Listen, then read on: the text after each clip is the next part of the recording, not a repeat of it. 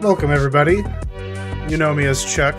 I'm the host of From the Mezzanine with Matt Miller. And unfortunately, last week, I guess technically still this week, we recorded it on Monday, and we had some issues with audio with that episode, and unfortunately we lost the audio from the first 20 minutes or so during the news segment, and my audio quality was pretty crap as well, but it's serviceable, but there's really nothing to be done about it at this point.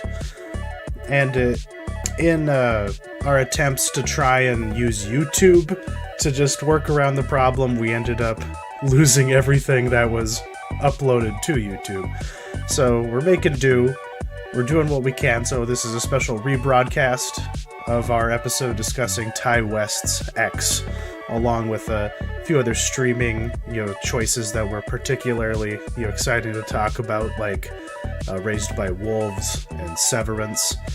And I guess I'll just hand it off to us in the past so that it at least can be re-uploaded in some form. So, once again, apologies. This is really the first major fuck-up we've had, technically, and I guess we should be grateful for that, but at least this way we can make up for it, get something back up there, because it was a good, little discussion, and those are some good movies that we, hope to recommend through the episode. So, thank you for watching this. If you watched it out, at the time before we had to take it down, sorry for how it turned out. Hopefully this is an improvement. Thanks once again.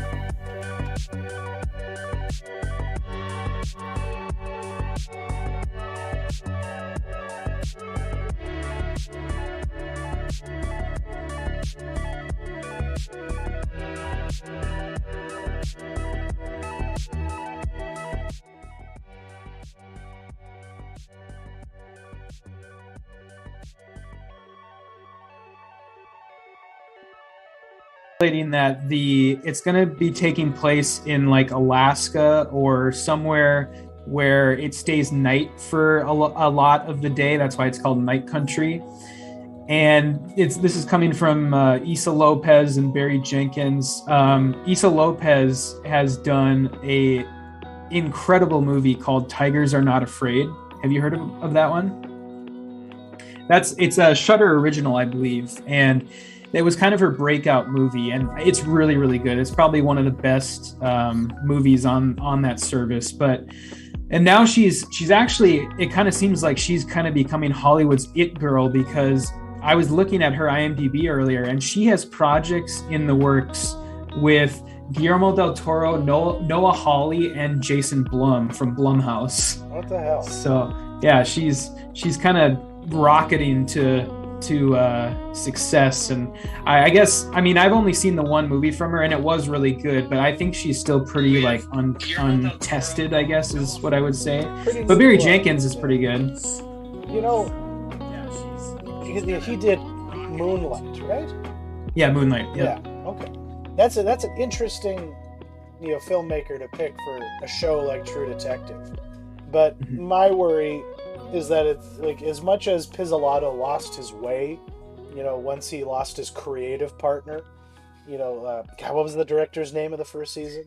Cary Fukunaga. Like once Fukunaga left as like the director, the show got really uneven, obviously, but it still had that core of it that was devoted to just doing different kinds of detective fiction.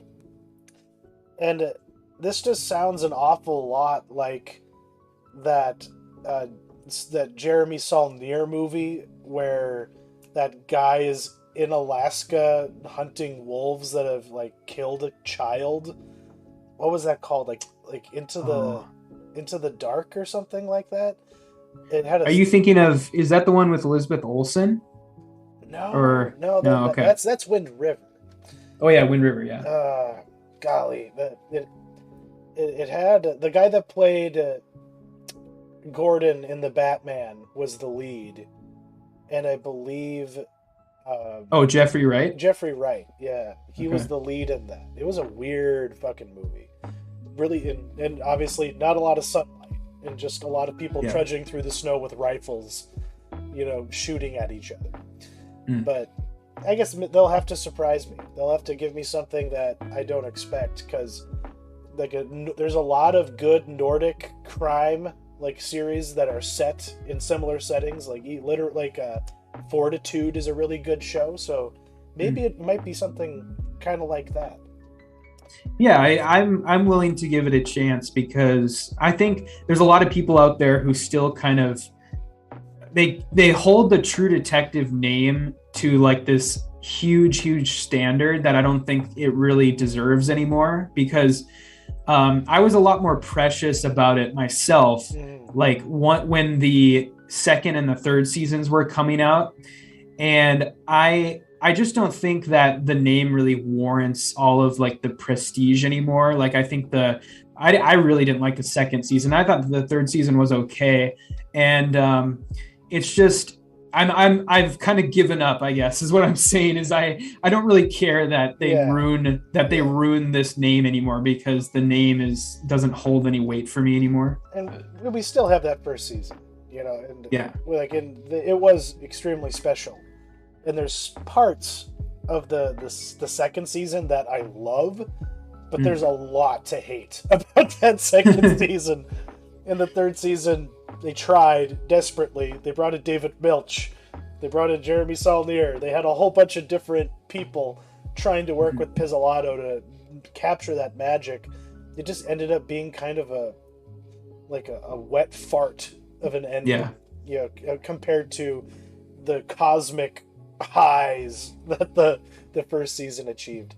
But we will give Issa Lopez and Barry Jenkins a shot.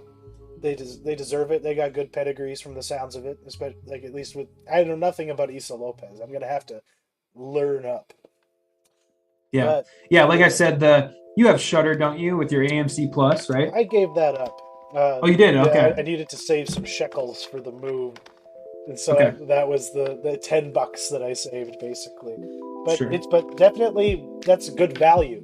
I will say that AMC Plus subscription, enormous value. You get so much from it. You get access to Shudder, which is an awesome platform. Was it a channel before it was a streaming network? No, I think it just kind of spinned out of AMC's love of Halloween movies, because AMC always did they're really well known for doing their month of Halloween movies leading up to October 31st, and I think that's kind of where it spun out of. Gotcha. Right on. Well, moving on from news. Oh, I did see a note in here though that I kind of want to throw in there, because we didn't mention him in reference to this True Detective, this fourth series that they're doing. Thank God Sam Levinson didn't get any skin in this game, because big fucking barf.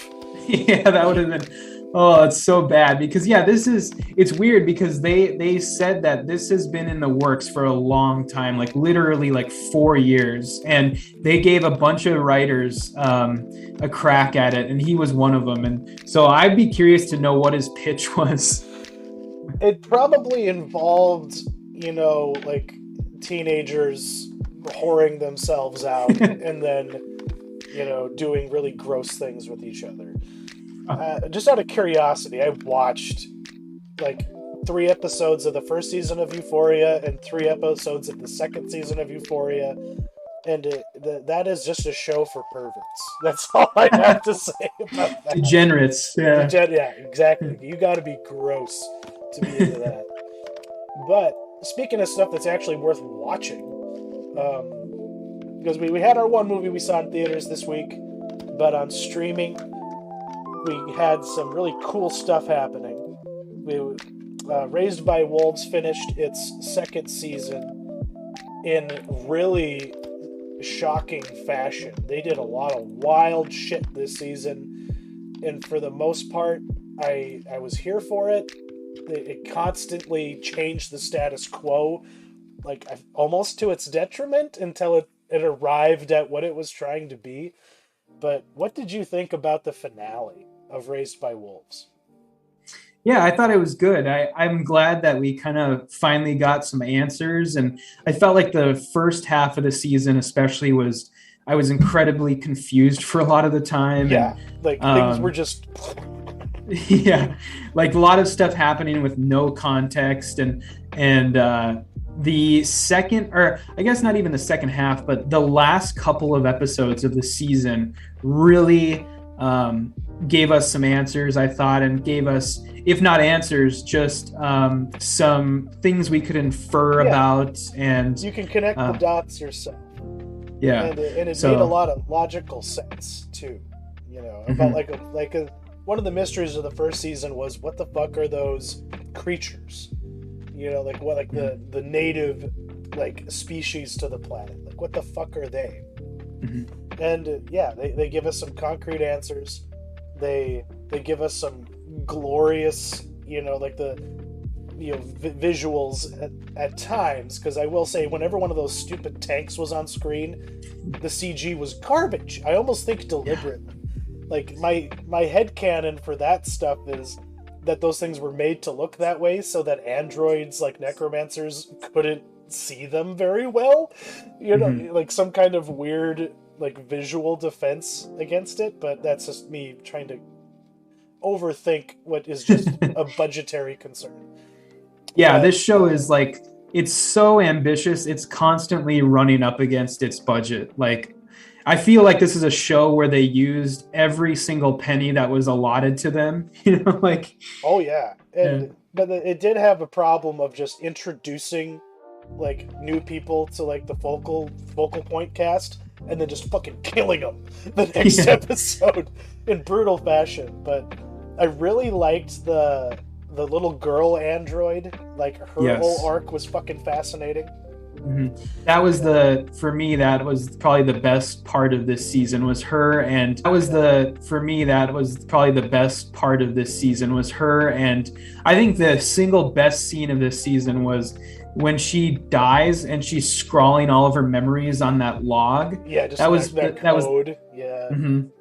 That was cool. That was probably the best. That was the high point for me. And yeah, her character, it was so fascinating. Like, how she was like girl who committed suicide to like get back at her mom, and then she like put the consciousness in like the android, and she still had like all those memories and stuff. All that was the neuroses were still baked in. Yeah, because the society that all of this humanity comes from, like, we're still only getting like snapshots of it, but like what they're capable of and the kinds of things that were normal to them are just so alien and weird. And we get a good, I think, but like you, I guess we'll spoiler territory. If you haven't seen this, please watch it, because I just kind of need to download a little bit on the late addition of grandmother to the cast and the implications of, like, she answers all the questions, because apparently humanity was on Kepler 22b first, went to Earth to get away from whatever entity is on it that has been labeled as Soul, that all these characters are being spoken to and influenced by. And apparently the only way that this computer, this grandmother android, can think of to solve the problem of humans being influenced by the entities to generate them into like mer people. Yeah, like basically de-evolve them. Yeah. And that was kind of neat. And I guess it's the third season is going to be this like kind of like a horror movie, as there's this ticking clock of like, when are all these surviving humans going to stop being humans? When are they going to become these other creatures? And like, and what the fuck is going on with Drusus? He's now a floating, like upside down crucified man with, now does he have god powers? I don't know. I really want to know what. Yeah, it's the Lovecraftian shit is at the forefront yet again. It always takes a back seat, at the beginning of the seasons. I guess that's the pattern I'm noticing. But by the end, when you have the the floating sky worm with fucking flailing tentacles, then you're fully centered in gonzo bullshit that I am totally down for. But really happy with it for the most part. We also had we were able to check out 6 of the 9 episodes of Severance. And we've talked about this show before. The concept is really fucking cool. But what has it been like to watch since you've been able to see most of that first season? Yeah, so this is a week-to-week release. So the 6 episodes out now are all that is out. And so I think the season's going to be 9 total. So 2/3 of the way through. And I just wanted to, usually I guess my sort of unofficial rule with the podcast is I like to mention shows when they first premiere, and then I'll mention them again after the finale happens. And this show is kind of it's just so interesting that I had to put it on here because the mystery just keeps getting better and better, and it's something that I really hesitate to go in depth about because it's a really big drive for the show, and it's getting more and more like complex, and they're answering certain questions and letting other ones linger, and it's just so well done. And I would recommend anyone to watch it. This is like at risk of sounding, I guess, like, because I had talked about how much I liked Yellow Jackets, and I think Yellow Jackets is one of the best shows in recent memory, and I think this one stands like toe to toe with it, and it might even be better than Yellow Jackets once the season's like fully done. But it kind of all depends on how they pay off all these mysteries. But so far it's been incredible, and they've even like people are now starting to pour over the show in a similar fashion where after every single episode, people are looking at every detail and they're trying to figure out all the mysteries. And Apple has actually kind of played into that aspect now, and they've released a document on Apple Books, the Apple Books app on. I pulled that up. It's written by Anonymous, the Lexington Letter. Yeah, it's really interesting. It's basically like a 43-page whistleblowers account of somebody who worked at the company that's at the center of Severance, Lumen. Okay. And it reads very much like I haven't read the whole thing, but I've kind of skimmed it, and it looks very much like House of Leaves or something like that. Okay, yeah, love that book. I haven't finished it. I've only really? I've poured over it and tried to. Yeah, I've never actually gone through all the footnotes and the appendices in that. But that kind of constructed novel that's a bunch of different mediums, or at least orientations, or it's all about the flow, the turn of the page and shit like that. Yeah. And this is very similar, and it's just really great that that Apple's kind of playing into this meta, because this is actually this document. It's not just fluff. It's not just extra garbage. It actually answers a couple of the show's lingering questions that aren't necessarily a main plot thing. Your average watcher wouldn't even notice the thing, but for people that are kind of really into the show, there's certain things that this answers, and it's kind of cool to see that it's not just fluffy garbage that they're just would come up. Exactly. Yeah, exactly. So I highly recommend to watch Severance. I think it's the best show that's currently on TV, and I'll probably mention it again once in 3 weeks when the season's over, but very good. So just out of curiosity, because the Yellow Jackets Reddit community was so vibrant and influential that the actors and the filmmakers were directly communicating with them about it. And right now they have 13.4 thousand office workers and 313 severed. So I think this community has actually... they're the people who are there presently. That's what that means in Reddit. Online. They're the people who are online right now. But they've got all the memes. And the page. Yeah, so like they're doing their thing. You know, like the Reddit hive mind has jumped on this, not quite to the extent that they did Yellow Jackets, but this is a little nerdier with a much doughier and more gray-haired cast. So the intellectual type might be more drawn to this than to teen girl cannibals. But I look forward to, like, I'm within the year I'm going to be getting Apple TV Plus so I can finish Foundation and jump into shows like this. Yeah. And For All Mankind as well. That's another one. Yes, I finally very good. Need to get into that. But in keeping with our unofficial rule of like coming back to things after they're done, I was able to, finally catch up with Jeen-yuhs, because I guess this is kind of old news. This came out maybe a couple weeks ago. The part 3. Or at least maybe it was probably even back in fucking February, if I think about it. I was really put off watching the end of this. And unfortunately, it was maybe good that I waited, because it doesn't really do a lot with the last, 3 hours that it has. The first 90 minutes was really fucking cool, because you were really literally on the ground and in the room when a lot of these, the really important and integral things happened towards his career getting started. But as soon as his career starts, his boy Cootie is just out of the fucking picture. And at times it kind of just becomes Cootie's home movies, because Kanye ain't calling him anymore. And it's not until 2016, after he had been institutionalized for a short time, because everyone in his circle was like, yo, yay, you're fucking bugging out, man. You're talking to Trump. You're doing this. You're doing that. You're wearing MAGA hats. What are we going to do with you?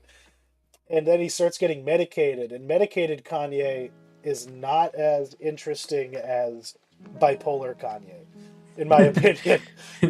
But, there's parts of him in Cody, Wyoming, where you see his creative process.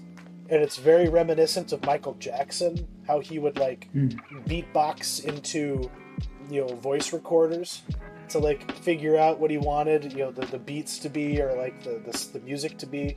He would just vocalize what he wanted the guitars to do. And Kanye does a lot of the same stuff, which is interesting. But when you see all the people around him today, they look fucking terrified. Justin Bieber looks so fucking nervous when he's in this barn in Cody, Wyoming, recording a song with him. Everyone is he just puts everyone on edge instead of actually making a room feel warm and conducive to creativity. Everyone is just afraid of this guy. And and ultimately, if this was about trying to figure out what genius was, I don't think our boy Cootie really has the capacity to explore this. I would love a Werner Herzog documentary about Kanye West. With Werner, in the background behind the camera, asking him questions, because those two minds would actually play off. Instead of just being a fly on the wall, where the fly gets uncomfortable and turns the camera off whenever something crazy starts happening. Because that's what happens in the back end of this Kanye trilogy. Half the time, Cootie doesn't feel comfortable even recording what's happening. Okay. And so your mileage may vary. I still recommend seeing that first part, but ultimately this just seemed like a totally unnecessary thing to spend 20 years working on. Yeah, I actually did end up watching the first episode of this, and I thought it was pretty interesting too, but I haven't even bothered with the other two, because it just seems doesn't the second episode end only at his first album, and then there's a huge time jump? Yeah, exactly. Yeah, that's so weird, because arguably this documentary doesn't even cover the most interesting years of his life, when he was actually producing his best stuff, Yeah, and that stuff is just shown in snippets. All the controversial moments, all of like him working on like My Beautiful Dark Twisted Fantasy and Jesus, like and like Watch the Throne, like that's the kind of stuff I would want to like see like the background on. But it's because Cootie wasn't there. You know, he did the Jesus Walks music video for him, and then he just became irrelevant to Kanye as he turned into the mogul that he is today. But you also saw something called The Tourist that I've seen pop up on HBO Max.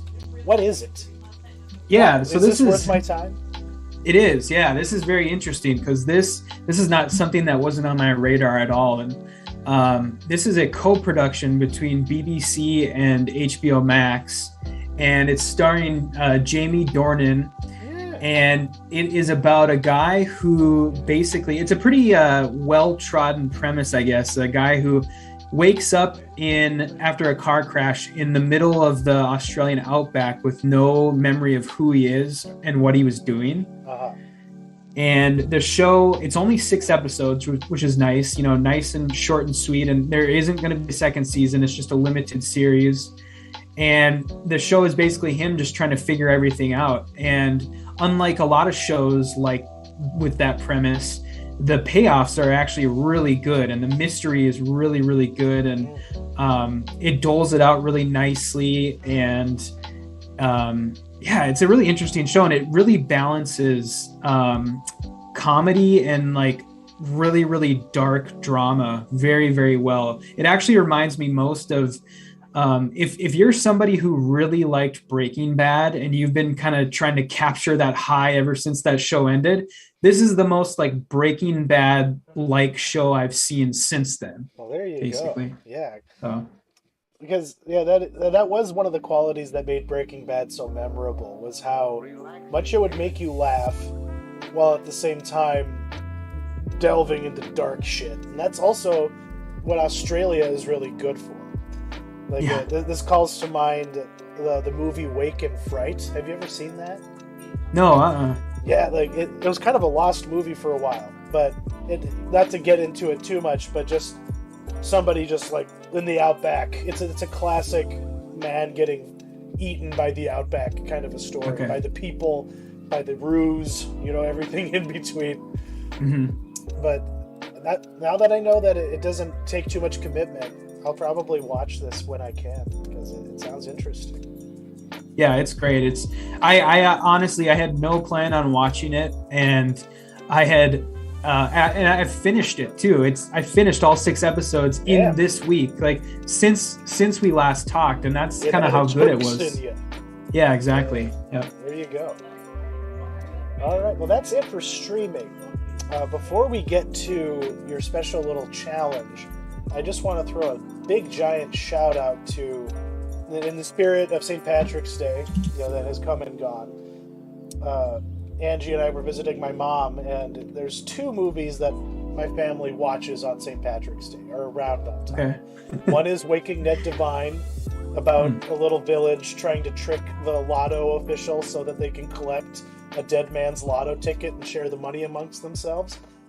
And the other is this little movie called The Secret of Rowan Inish. And my family used to have it on DVD. It is free with ads on YouTube right now, but we watched it on VHS that we bought from a defunct Hollywood Video years ago.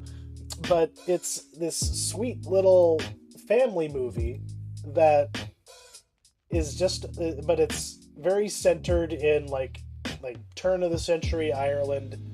This little girl is living in the city with her widowed father, her brothers, and it's just not going well. So they send her, it's directed by John Sayles, so they send her back to the coast to live with Grandma and Grandpa. Grandpa's a fisherman. They still live within sight of this island called Rowan Inish that the whole clan used to live on for generations upon generations. But they fled after tragedy and, you know, job opportunity elsewhere. And it, yeah, like this trailer's, you know, very on the nosely saying, it is just about this little girl sitting in front of a fire with her grandpa, and being reacquainted and re-exposed to all the apocrypha about their family, including a day where her little brother was in a cradle boat and got taken by the ocean, basically, or by seals, seemingly, and also, you know, being made aware of the fact that somebody in their lineage might have taken a Selkie's skin and married her, and that's why every generation there's a dark one in their family, which is a classic Irish, story to tell. But it's all about trying to reconnect with your past and try and figure out the mystery of what happened to her little brother, because he actually may be alive. People see him in his little boat, bobbing along surrounded by seals and stuff like that. So it has this magical realist tendency to it. Haskell Wexler did the cinematography, so it just looks fucking gorgeous. And it's got beautiful Irish music. It's not too long. It's almost like a tone poem, but it's basically just you're chilling with an Irish grandpa while he tells you stories, and then there's a good payoff at the end.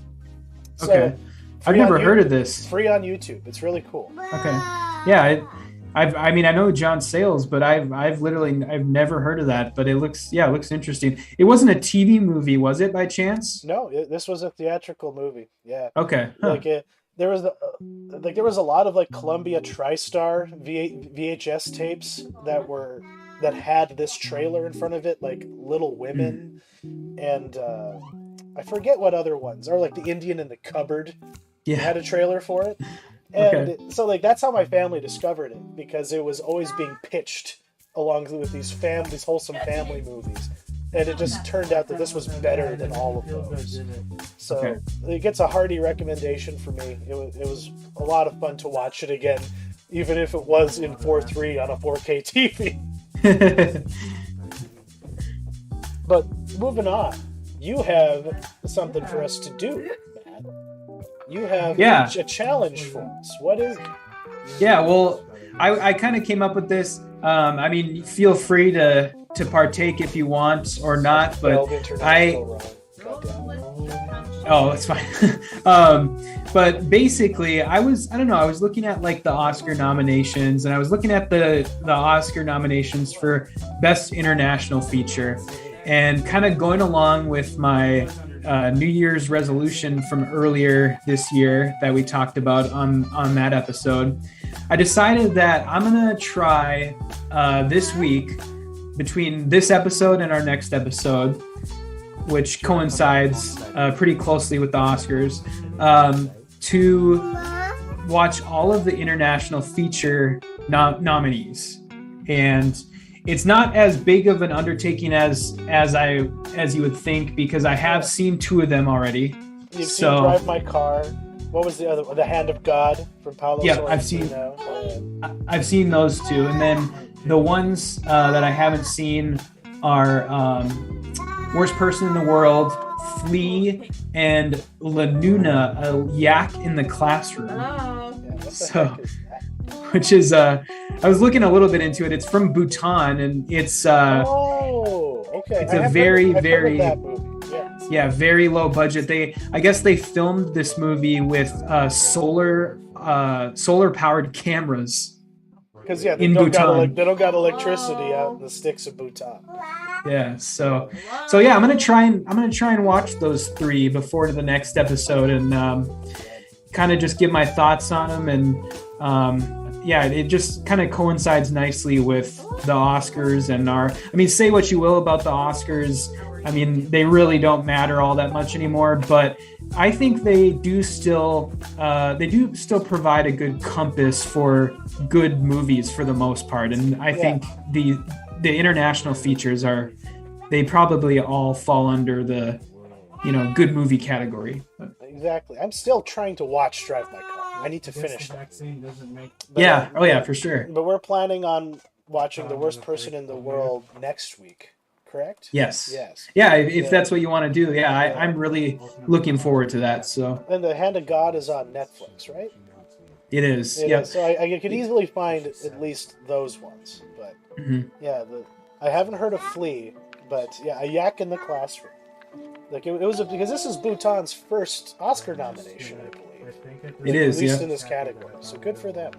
Mm-hmm. No, the Oscars nominations when I was younger was how I found things to watch, and so we might as well return to them because how else are we gonna find out about cool shit like that? Because I didn't know. And now it is time to get a little spicy. Exactly. Because we are moving on to the main event of the show tonight. We're going to be talking about the latest from filmmaker Ty West. And I'm just going to bear with me while I just give myself a little bit of lighting. Oh, yeah. Because there we go. I just need some pink. I need a lady wants some color, you know. And this movie, I had to, until it was basically announced that this thing was coming out, I hadn't heard of it. But it's a movie called X. But before we talk about the movie, let's talk a little bit about Ty West as a filmmaker. He's kind of a tough nut to crack, but he should be a name familiar to anybody who's been at least interested in independent film and independent horror. So but I haven't seen anything he's made since The Sacrament. Okay. He kind of fell off the face of the earth after that one because it was pretty, from what I remember, it was pretty poorly received. And for the past 7 years, I want to say, he's been doing a lot of TV, one to two episodes of certain TV shows. Weird. So yeah, just kind of being a mercenary, gun for hire. Just trying to get some credits and make some money, figure out what the heck he's going to do with himself. And it turned out to be like the Texas Chainsaw Massacre meets Boogie Nights. Yeah, that's a good way to put it, yeah. And because I liked The Innkeepers. That was a subversive little haunted house movie. The Sacrament is found footage Jim Jones and the People's Temple, and it works. I remember that movie working to an extent, but then it just falling apart because, like most found footage movies, you don't give a shit about any of the people that are supposed to be and when they're just mumblecore guys, I don't know. I think that's why that movie didn't really work. Was it fell a little too much into the mumblecore movement as opposed to being what it should have been, which is just inspired take on the final days of the People's Temple, which surprisingly hasn't been made into any movie that's been worthwhile. But X comes along, and we're going to try and be a little as spoiler light as we can be. But what were the things from this that worked for you? They're like how would you recommend this to someone to go see it in a theater, or should they save this for at home?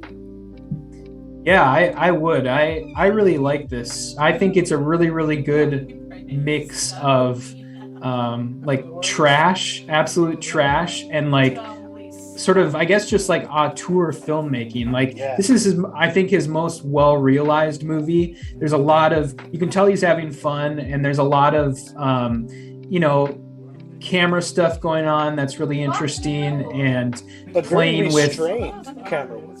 It's very classic, very of the era, just slow pans and zooms to create movement instead of having crane shots and shit. And just a lot of really interesting stuff playing with time, as far as the first scene is literally what should be the last scene of the movie when the cops show up. And I thought that was really, really interesting. And I mean, you can tell he's having fun. You can tell he actually wants to make this. This is his idea, and he's been probably stewing on this for a long time, and this is his big return to horror filmmaking. And I think it was a good idea, and you can tell he had a lot of ideas in his head that he was able to finally kind of get out. And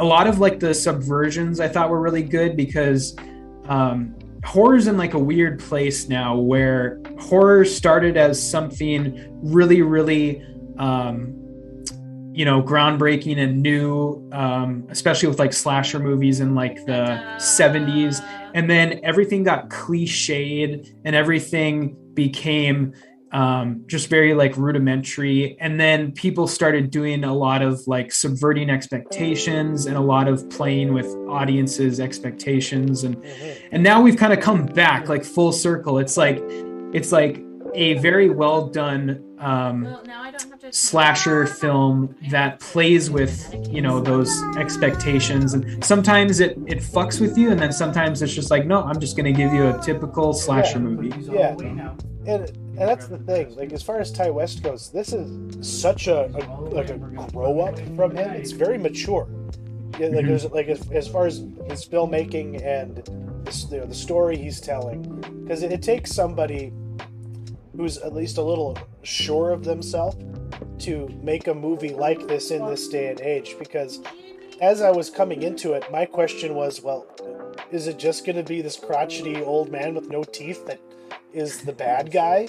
And that's kind of like what, like, if you're going to play with audience expectations about like, well, who is the villain in this? Who is the one to keep an eye on?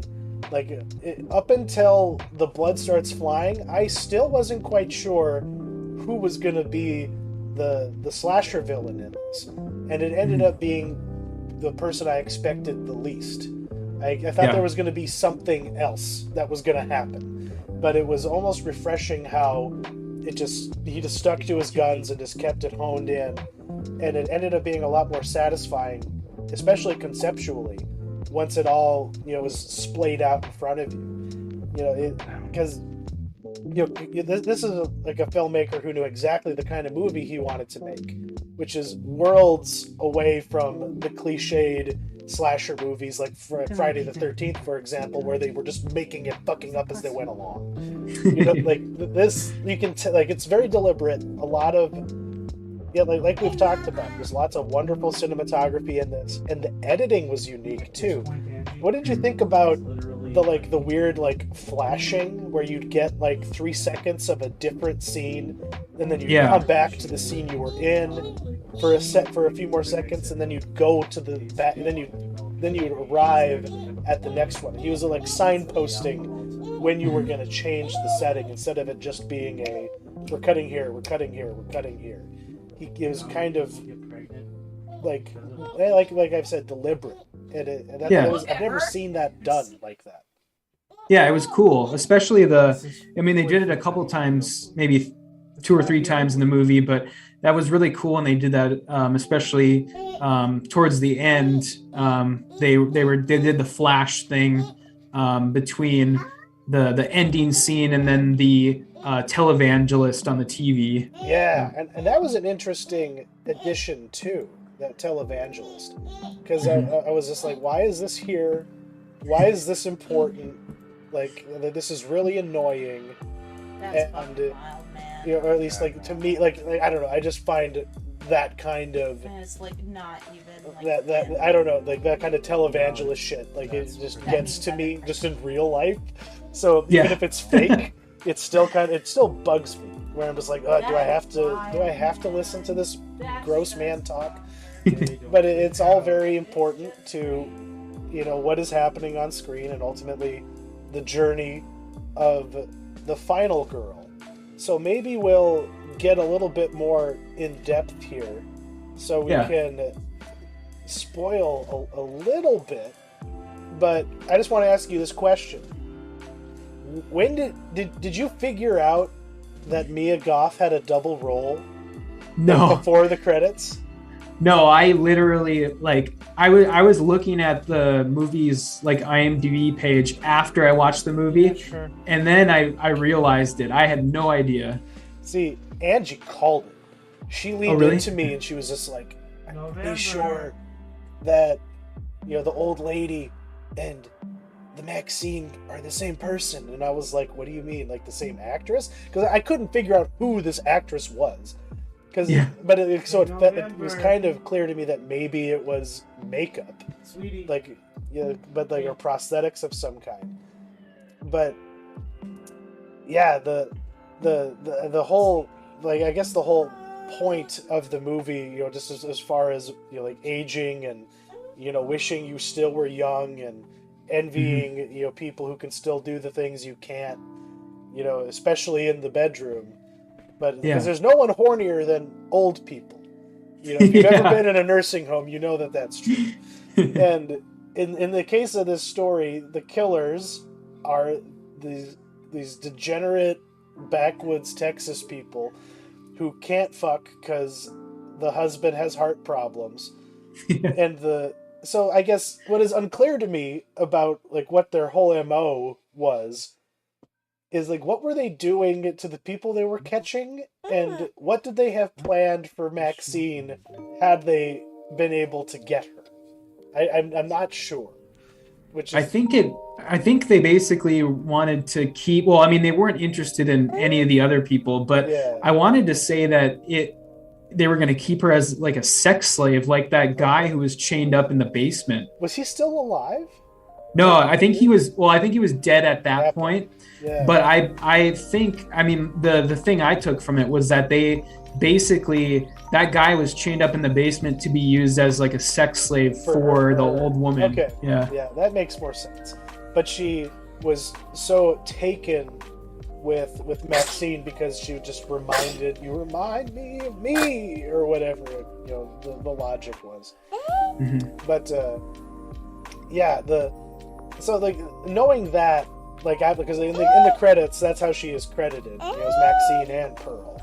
Okay. And the pretty banger end credits too, just like huge, big, like sexploitation, text, type style, and that so I had made a post about this leading into the movie.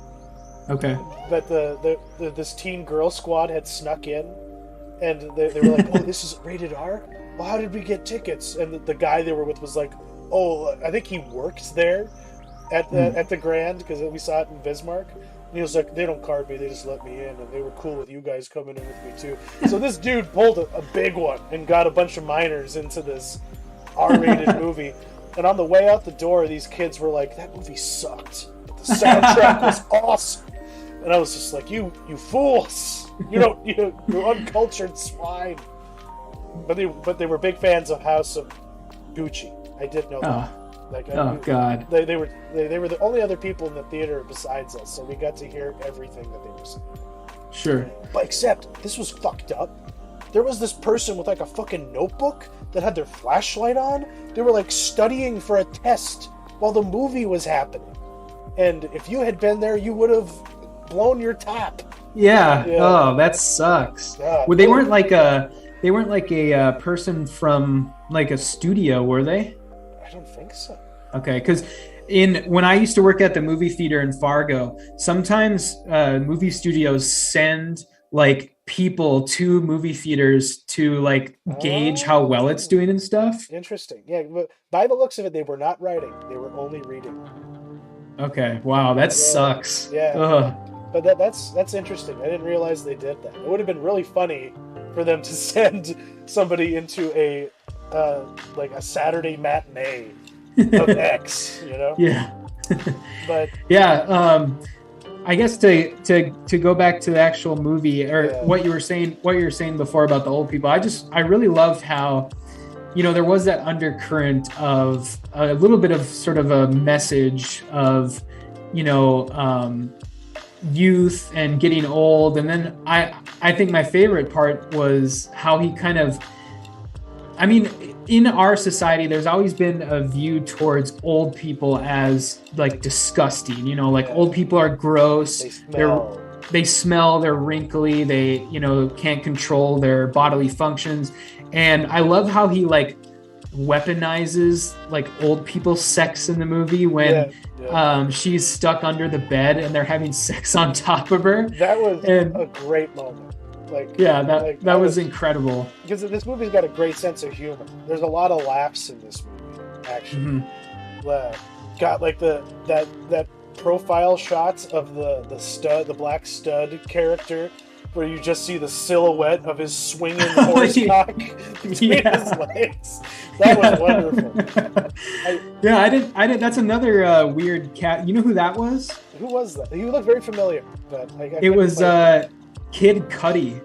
No way. Yeah, that's Kid Cudi. I didn't know that either until after the movie, but good for him, man. Yeah, that's right. Because when he's credited with his real name, it's like Miss Cudi. That's his real name, like his last name. Okay, yeah, I can see that. Yeah. Yeah, so that's why I didn't make the connection.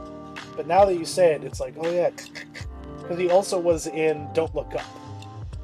That's right. Yep. Yeah. Yep. He did the end credit music with Ariana as their characters, I think, from that movie. But he did a good job in this. And it was very. And I just wanna say, Brittany Snow is a fucking saint for being in this movie and finally giving us the goods after all these years. But she did. Ty West demanded too much of her. That shot of her like wiping the cum off her ass. Oh, yeah.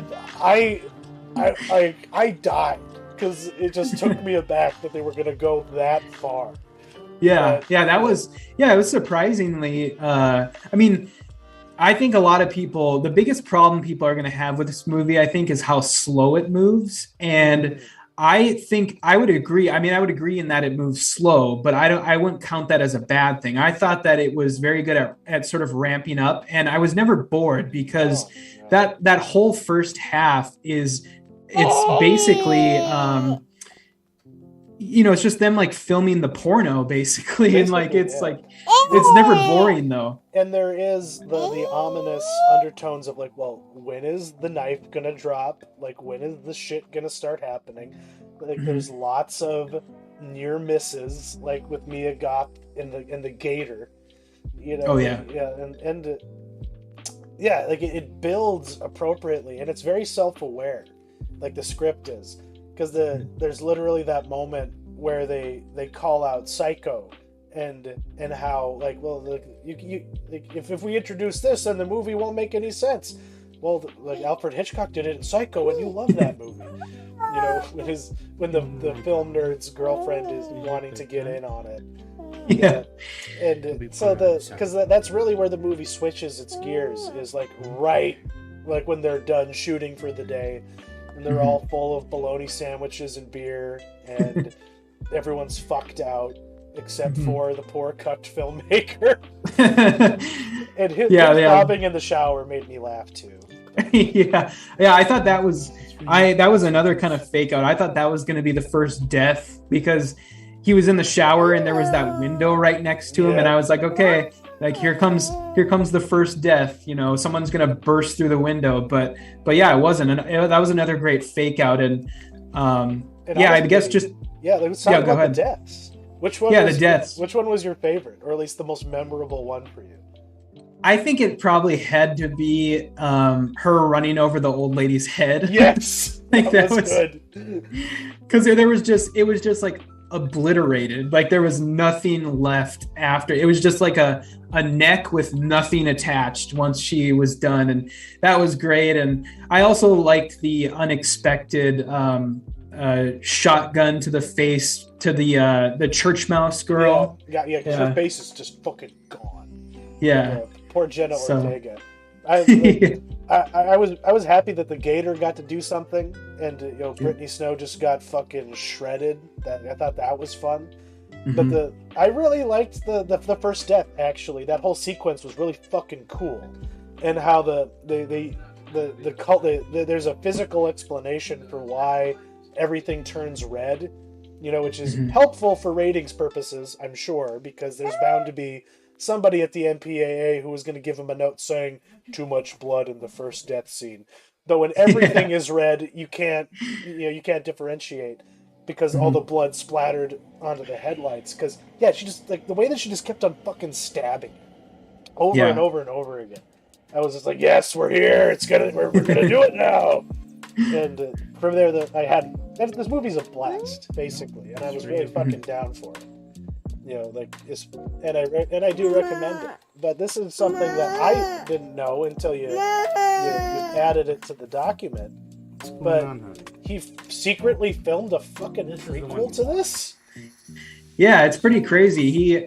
He revealed this, I think on Friday, on the day the movie came out, and they were down in New Zealand filming over the pandemic, and the crew for Avatar 2 was also there where they were filming, and he basically that film crew was on a break from Avatar 2, and they were done filming X, and he just asked Mia Goth if she wanted to stick around and film a prequel to this movie, and she said yes. So he like co-opted the Avatar 2 crew while they were on break, and they filmed this prequel movie. That's awesome. That's really fucking funny. That's really that just blows my mind. Yeah, it's so, and they had the sets and everything, and he's spoken a little bit more about it since Friday, and he said that it's going to be set during World War I, when the cabin that they were all staying in was used as a boarding house. Okay. So I guess that is the implication. This lady's been at it her entire life. I think so. Yeah, just being a fucking deviant murderer, which is, it's like you can hide away completely in the backwoods of any flyover state in that era, in that period. Oh yeah. And I guess if we're gonna get a sequel to this, I'm here for it. It just might have to have a different title, and but if this is gonna be a trilogy, is it just gonna be another pre-movie, like leading up to X, or is it gonna be the story of Maxine after the fallout of everything? Yeah, well, I would think, because if this prequel, I would assume, because it's a prequel, it's not really going to, and it's set so far back, it's not going to touch on the sort of reveal from that end scene. So I would assume the third movie is going to go back to that, and they're gonna make good on the thing they teased with Maxine being the like little girl from the televangelist group or the cult or whatever that was. So because maybe that's the deeper question, is this just a garden variety,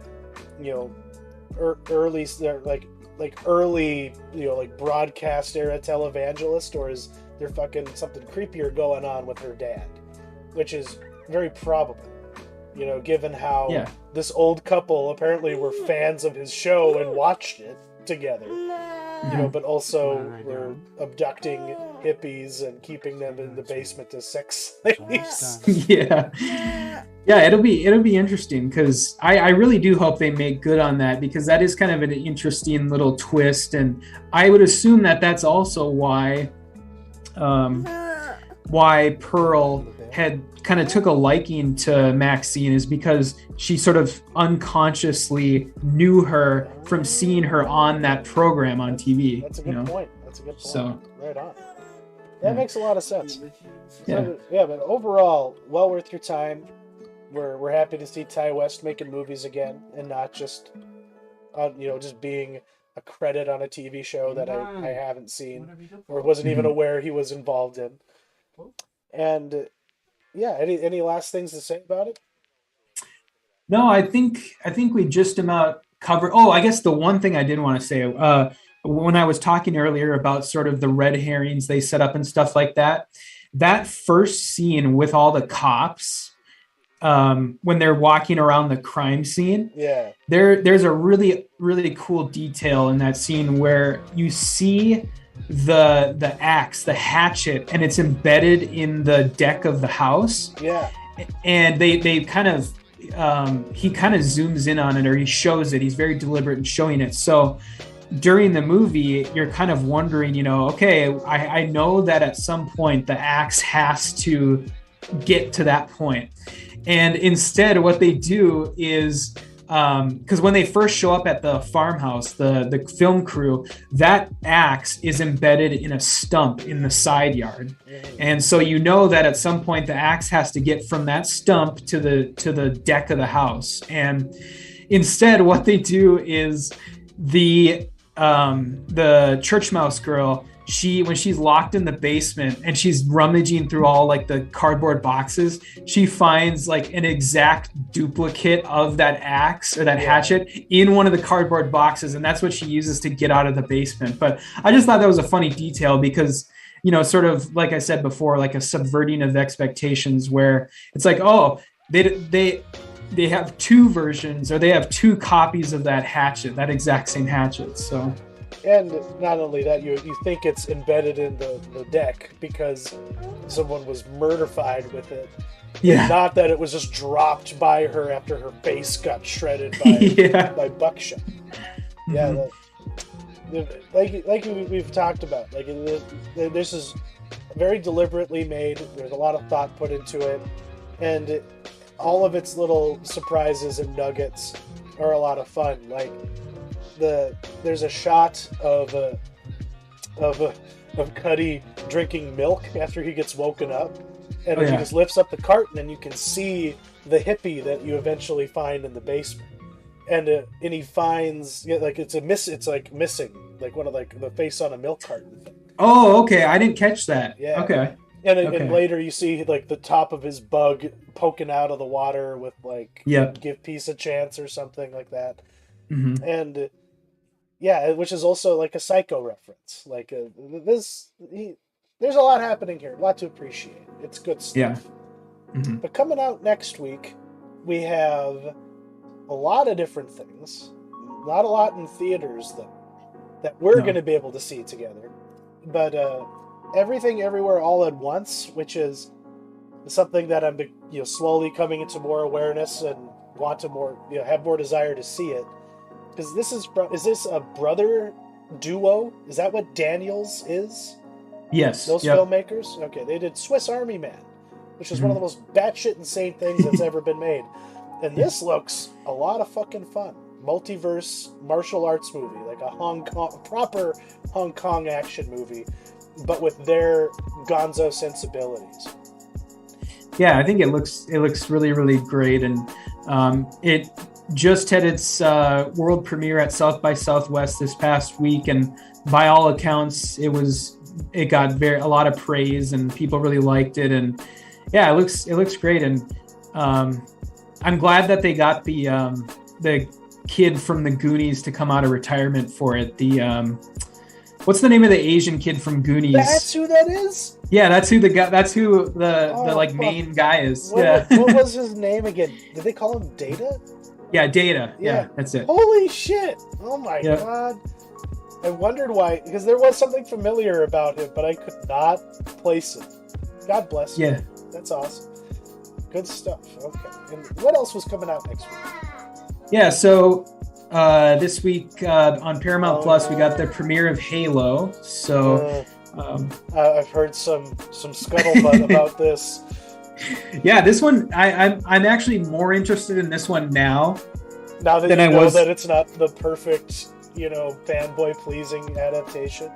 Yeah, because it's very, very divisive from what I've seen. The people who have seen the premiere, it's kind of an either you love it or you hate it type thing. So I'm really interested to see this now. That's the thing. Halo lore is very unwieldy, and whenever you're dealing with, video game or comic lore that, is dense. It's like imagine someone trying to like Hollywood. Imagine Hollywood trying to do Warhammer 40K to anyone's satisfaction. It would not be fucking possible. So make what you can make for what you're making, if that makes any sense. But yeah, it looks the part. I'm still excited for it, and it is what it is. They spent a lot of fucking money on this, and it'd be a shame if it was a giant turd. But yeah, I don't think this looks like a giant turd. Yeah, I think it'll be watchable at the very least. And I used to when we first talked about this show, when the trailer first came out, I kind of counted against this show for the fact that it wasn't following the video games, because they made that very clear that, you know, we are doing our own thing. We're not following the video games, and this is not canon. And I think I've kind of warmed up to that idea now that it's come out now that basically the people that do say it's good kind of seem to think that's a positive, that, you know, it's kind of doing its own thing, and it's not you know, doesn't have any masters. Basically, there's nobody that they feel like they have to please with it. So there you go. Yeah, and then we've got One Perfect Shot. Do you know about this? I do not. What the heck is this? So this is actually based off of a Twitter account. Have you ever heard of the Twitter? No, I have not. Okay, so this series, the series of tweets, I don't know how exactly they structure it, because I'm really not that familiar with the original Twitter account, but it focuses on one particular shot from a famous film director's movie. And it's very similar to that. What is that film series that you follow on YouTube? I think it is, where they talk about the colors in movies. I can't hear you. Can't hear me? Every Frame of Painting? Does that make sense? Yes. Okay, now I can hear you. Yeah, Every Frame of Painting. This is kind of a similar idea, except this kind of started on Twitter, not on I don't know, what did that start on? YouTube? YouTube, yeah. Yeah. So but yeah, they made a whole show about it. So I think there's 6 episodes, and I think they could have probably picked better directors because some of them are kind of head scratchers. Like Aaron Sorkin talking about his bullshit fucking Chicago 7 movie. Like, what is this? Yeah, like, because what this is theoretically supposed to be, it's supposed to be famous directors talking about like their most famous, like memorable scenes from their movies. And some of these are really dumb, like Girls Trip, and it's just like, no, nobody's gonna remember Girls Trip in like 10-20 years, you know. Yeah, so. Like, it's a little whatever, you know, but it's in keeping with everything that I've become aware of with Ava DuVernay. It's like, she's kind of irrelevant to me, but yeah, it seems like everything she touches kind of goes to shit. She's not a very good producer, unfortunately. But I will watch the Michael Mann episode. For sure. That man's the king. That man's the king. And this is going to be... He's talking about Heat? Is that correct? Yep. All right. Yeah. Forgive me if I'm having some kind of weird technical issues. So if the YouTube stream doesn't hear me, I apologize. Okay. But coming up, we also have Atlanta returning after a kind of a long hiatus. If I remember correctly, it's been a bit since we've had a season of this. Yeah, it's been a long time because everybody that's on this show got famous, basically. So, but yeah, this is the final season, and I don't watch this show. It's always something I've meant to get into, but yeah, I just thought it would be probably very notable to put on here because it's acclaimed, and this show has spawned a lot of my favorite, like, more recent directors, like Hiro Murai. Yeah, he came from this show, and so it's notable, I think. And then there's something else coming up next week. Pachinko. What the heck is that?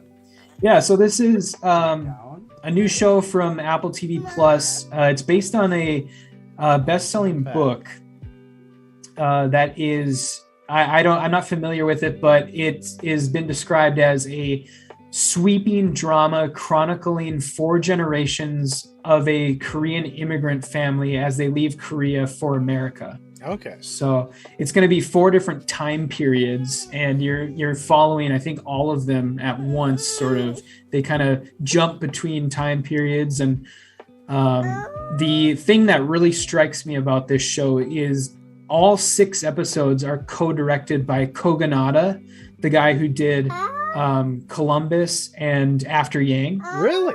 Well, right Yeah. on there.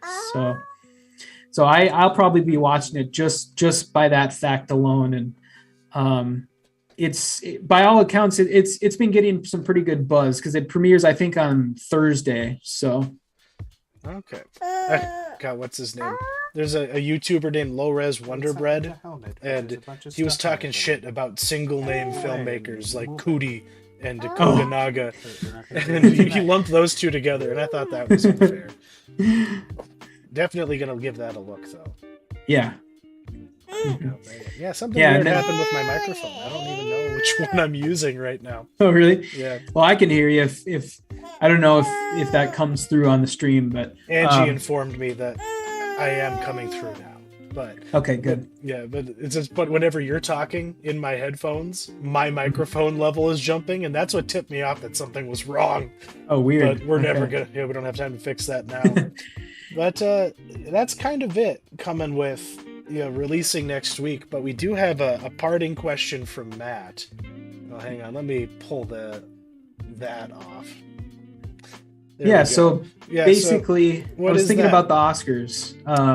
Because the Oscars are this Sunday, and I was just kind of thinking about it, and I just want to know what is one film or person that you're personally pulling for a particular award amongst the current nominees, basically. Yeah, amongst any nominees. It can be a movie, it can be an individual.